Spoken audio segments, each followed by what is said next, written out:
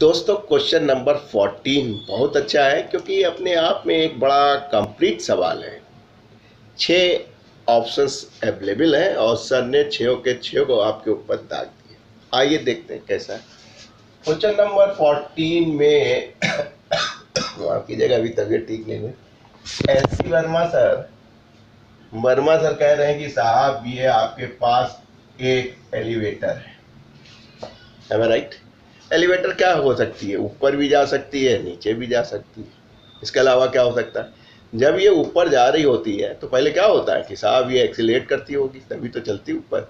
फिर uniform velocity होती होगी, फिर धीरे धीरे घटती होगी, वरना रुकोगे नहीं, सीधे खुदागंज पहुंच जाओगे। तो अगर ऊपर जा रहे हैं तो 3 पॉसिबल कंडीशन है कि एक्सेलेरेशन होगा, डी एक्सेलेरेशन होगा और एक यूनिफॉर्म वेलोसिटी से थोड़ी देर चलेंगे। तो तीनों कंडीशन पूछ ली। तो आप 3 फिगर बना लीजिए। काम तो आपको वही करना है। क्या करना है? न्यूटन ने मरने से पहले मेरे कान में क्या कहा था? Net force acting on a body equal to product of its mass and acceleration. इसी से पूरा चैप्टर लगा के दिखाएंगे। तो भाई साहब ये आपके पास एलिवेटर है और इसमें आपने एक स्ट्रिंग पे एक बॉब को लटका लिया है। ये बॉब सब लटके हुए हैं, ठीक। ऐसा तीनों कंडीशन में होगा। एम आई राइट? कहीं नहीं जाने वाले, लटके हुए। लिफ्ट ऊपर ही जा रही है, लिफ्ट ऊपर जा रही है। इन तीनों कंडीशन में लिफ्ट ऊपर जा रही है, एलिवेटर ऊपर जा रहा है, ठीक। पहले केस में वर्मा सर ने कहा है कि भाई साहब इसके पास एक्सेलेरेशन था, कितना था? 1.2 मीटर पर सेकेंड का। एम आई राइट? यस। कहीं दूसरी कंडीशन में डी एक्सेलेरेशन था, यानी कि डी एक्सेलेरेशन हमेशा कहते हैं डी एक्सेलेरेशन लिखा होगा तो आप फट से माइनस लगा देना, नहीं तो सवाल में गड़बड़ कर दोगे। 1.2 मीटर पर सेकेंड। और तीसरी में यूनिफॉर्म वेलोसिटी से चले थे, यानी कि v कांस्टेंट था। और आप जानते हैं जब v कांस्टेंट होगा तो एक्सेलेरेशन क्या होगी? 0 होगी। भैया जब तुम न्यू जा रहे हो तो वहाँ अंदर कोई परिवर्तन नहीं हो रहा है और rate of change of velocity is acceleration, तो v कांस्टेंट है तो dy dt of constant is 0, यानी एक्सेलेरेशन इज 0। कोई उतार चढ़ाव नहीं। बॉब का मास दिया गया है 50 जी और सोती सर ने कल भी बताया था कि मास के साथ जी लगेगा तो वो क्या होगा? ग्राम होगा। और भाई साहब हमने बताया था वेट के साथ जी होता है तो ये क्या होता है? वेट के साथ जी होता है तो ये एक्सेलेरेशन ड्यू टू ग्रेविटी वाला है, न्यूटन वाला 9.8 मीटर पर सेकेंड स्क्वायर वाला। तो इस जी का और इस जी का अंतर समझ लीजिए। बस इतना ही आता है, पूरी किताब सॉल्व कर देता हूँ। तो दोस्तों ये हो गया आपके पास मास। अब क्या होगा? कुछ नहीं होगा। धरती माता इनको खींचेंगी, एम आई राइट? और इस फोर्स का एक रिएक्शनरी फोर्स आएगा, ये ऐसा सब जगह होगा। धरती माता इसको भी नीचे खींचेंगी हमेशा अपने केंद्र की तरफ, और इस सेक्शन का एक रिएक्शन होगा।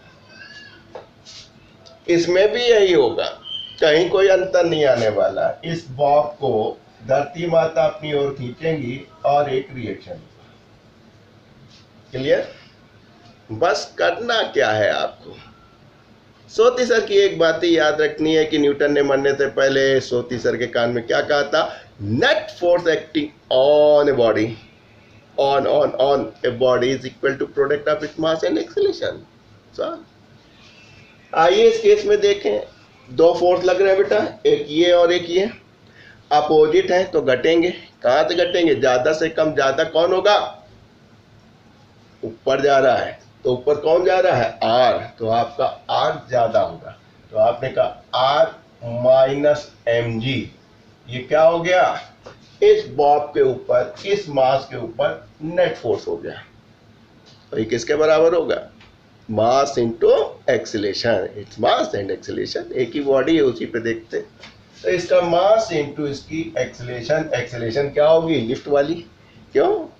ये बंधे हैं डोरी से और डोरी बंधी है लिफ्ट से, तो जिस वेलोसिटी से लिफ्ट जा रही होगी उसी वेलोसिटी से ये ऊपर जा रहे होंगे। बस काम खत्म। सॉल्व कर लीजिए, आर निकालना था निकाल लीजिए। तो आपने कहा R is equal to M A plus M G. Mass common ले लेते हैं, 50 ग्राम, केजी बदल लिया।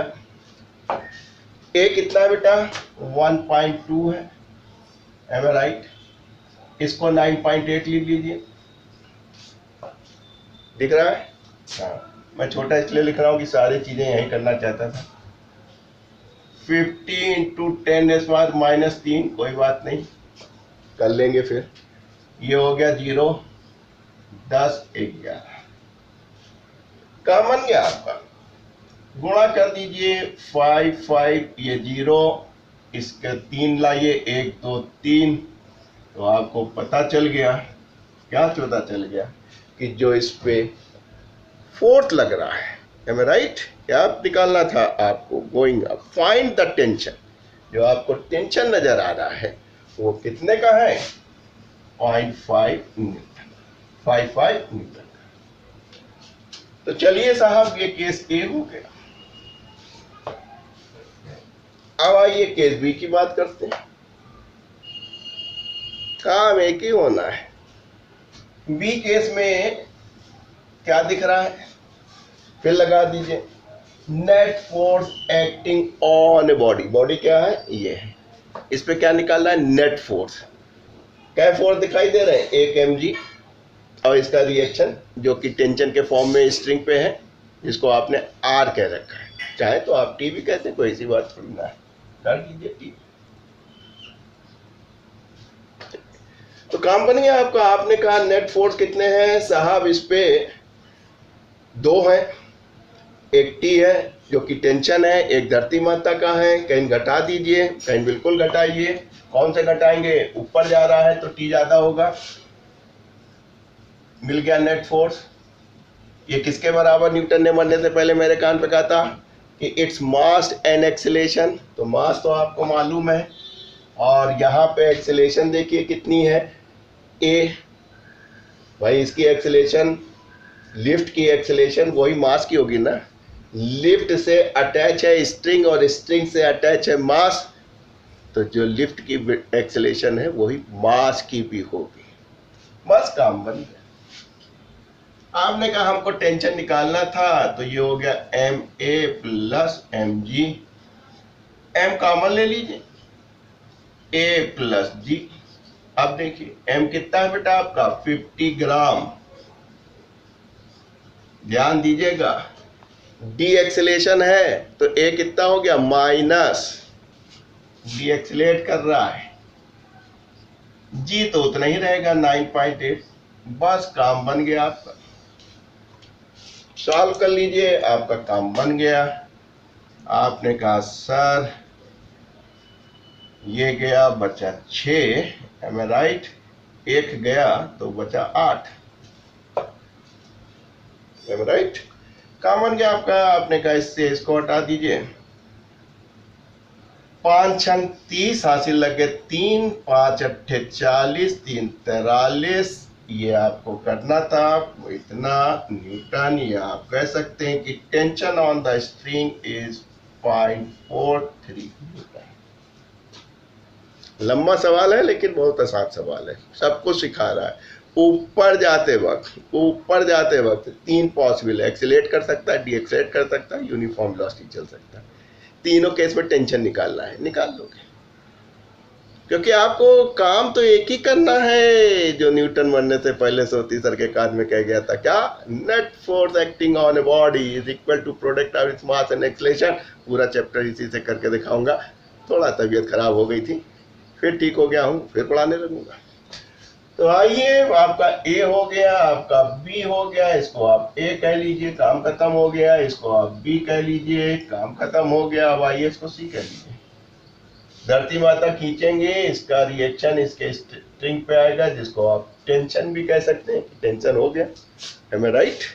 मेरे साहब सफाई हो गई है, नहीं तो सब यहाँ धागा आगा सब पड़ा रहता था। चलो इसको बताते हैं।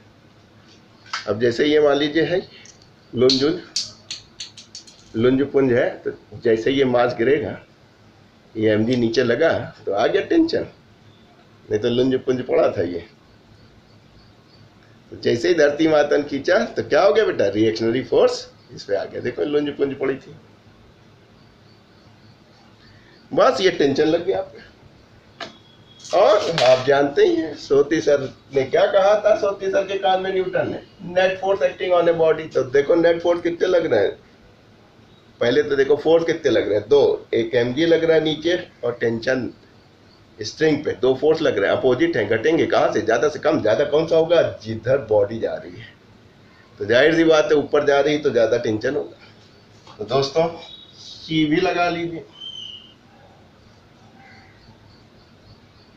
टी ज्यादा है mg से, किसके बराबर होगा, इट्स मास एंड एक्सेलेरेशन। अब एक्सेलेरेशन ये ना पूछना कि भाई साहब इसकी ए क्यों हुई है, क्यों, ये लिफ्ट में है, लिफ्ट से स्ट्रिंग लिफ्ट से जुड़ी हुई है और स्ट्रिंग से ये जुड़ी हुई है, सब आपस में जुड़े हुए हैं, सब अंदर की बात है। तो बस काम बन गया आपका। ये आपका क्या हो गया, कांस्टेंट वेलोसिटी 0 हो गया था, ये 0 हो गया। तो आपने कहा tension on the string mg के बराबर होगा, mg आपका ग्राम में है, g आपका 9.8 है, इसको ये उठा दो, 8 पंजे 40 कर दो, 9 पंजे 45 और 4 49, और -3 हटाने के लिए ये कर दो, यानी tension is equal to 0.49 newton. Um right. तो कोई दिक्कत की बात नहीं है, इसको भी रिएक्शनरी फोर्स को भी तुम टेंशन कह सकते हो, क्योंकि स्ट्रिंग पे जो रिएक्शनरी फोर्स आता है उसको जनरली हम लोग टेंशन से रिप्रेजेंट करते हैं। Am I right? That is represented by the tension. रहना है तो रहने दो, कोई दिक्कत नहीं। अब देखिए क्या पॉसिबल कंडीशन है, बोर्ड तो हमारा भर गया। अब पॉसिबल कंडीशन ये है कि बेटा कि यही पूरी प्रोसेस क्या हो रही हो, जब लिफ्ट नीचे आ रही हो तब भी तो यही होगा। अरे तुम कहीं छत पे बैठे तो पहले तो एक्सीलेट करोगे, फिर धीरे धीरे चलोगे और फिर क्या होगा, डी एक्सीलेट करोगे, वरना तो समझ गए।